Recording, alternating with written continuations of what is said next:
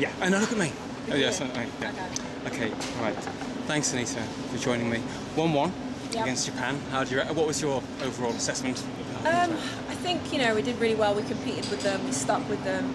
We know they're a very technical side. The movement is really good. World champions. World champions, Exactly. So for us, it was a great test going into the Euros, and I think, we may be unlucky to not have come away with the win, but we know they also create some good chances too.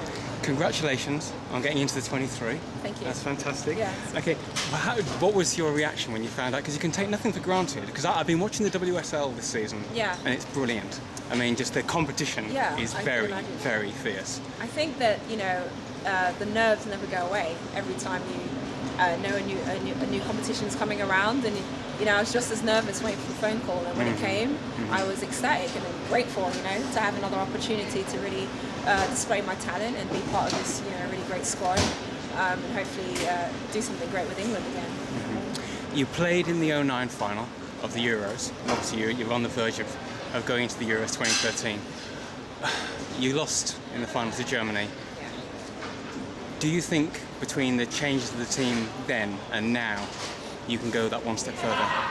Can you beat the Germans? Because 64 goals in the group stages for them is just, and 3 conceded. Phenomenal. But mind you didn't lose yourself. No, we didn't. England lose the didn't game, lose yourself, exactly. And I think that to win a great competition, you need to be the best teams. And the great thing about that is that we have experienced the final. We have scored goals against the best teams in the world. So if we were to play them again, we know what to expect, and we'll be on our game and on our toes. And hopefully, we'd come out with a good result if we perform well. I'm going to test you to see if you've done your homework here. But what other nations would you say carry a threat? I think, France, obviously, one of our great rivals, knocked us out of the quarterfinal of the World Cup. They're in our group again, so we know that will be a tough fixture. The Spanish will be a technical side to face, and, difficult team, probably similar to Japan in the way they try to possess the ball and things like that. Sweden, being the host nation. Where you play. Are going to be, I consider, favourites maybe. And, really? Yeah, and, they have a lot of good international players. Potential dark horses. So I think, people look at Sweden, Germany, How about France? France. Yeah, France, because I was speaking to Farah, Yeah. and she told me that France were like a force to be reckoned with. I think, the point is you get to competition and everybody knows what's at stake, so you can never really underestimate any team. And yeah, there are favourites because of what they've achieved in the past, but that's exactly it. It's in the past, so the present is what matters. And, of course. And when those I games, like that philosophy. when the games come around, we'll see the teams that are on form and really performing and winning. You recently won the Cyprus Cup. Yeah. Do you think that was a good confidence booster for the youngsters going into this tournament, and indeed yourselves? Definitely, because we got some really good games against Canada, in Cyprus Cup, and also friendly after. They got to play in those games, and they got to test themselves against, Olympic medalists. So that's a great test and good experience for them going into this competition, because now they know what the best nations and the best players in the world kind of look like in terms of the way they perform, and they'll have a bit more inside knowledge going into this competition.